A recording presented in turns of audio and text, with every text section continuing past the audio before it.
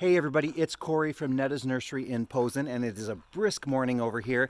These temperatures in the evening getting to down to the 40s is going to be really good for your hydrangeas. You're going to start seeing those fall colors showing up, those reds and those pinks and some of those mauve colors. Actually, this cool weather is great for those hydrangeas. I want to show you something that's happening to some of our hydrangeas in greenhouse 7.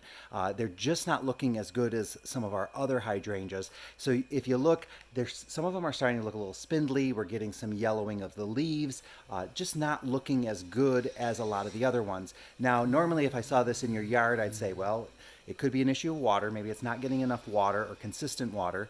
It could be a nutrition issue. It needs fertilizer and it just isn't getting the energy it needs to be able to push up new growth. Or sometimes it could be like a pH issue. Other times there could be issues with bugs. I don't see any signs of bugs on these. We know that this is potted, so we know that we can control that pH of the soil. And we also know that we tried a different fertilizer last month. So we do fertilize every month during the season, and we tried one that we knew was a little weaker than our normal fertilizer, but we thought, well, let's try this new one, see what happens. We're not so happy with it, so it's not one that we're going to use again.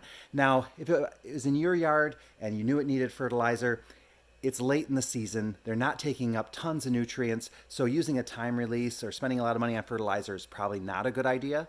But so you could just leave it for the rest of the season, and then next season you could give it more fertilizer. For us, we are going to give it a dose of a 14-14-14 fertilizer that we use. Now, it's not one that's commercially available, so if you're at home, use a 12-12-12 or whatever fertilizer you really have. That's just kind of a general purpose fertilizer that'll help get those leaves back if you wanted to. Again, it's late in the season.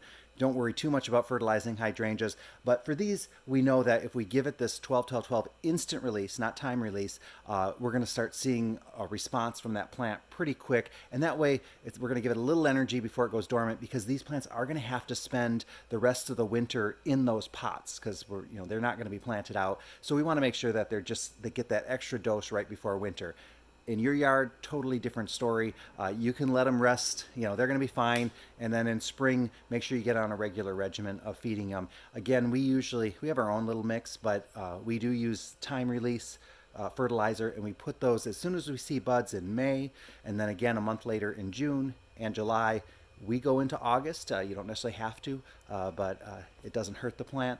So that's what we do. The mix that we use also has some top coat or instant release fertilizer in there as well. So we just have that just because it really greens up those leaves right away.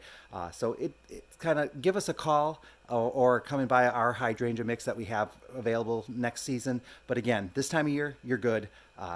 But if your hydrangeas are looking a little thin like some of these, it's probably just a nutrition issue, and your hydrangea is just asking for some healthy feed. So hope that's going to help you guys. Don't mind showing you some of our failures as well as our successes. So we'll talk to you guys all very soon.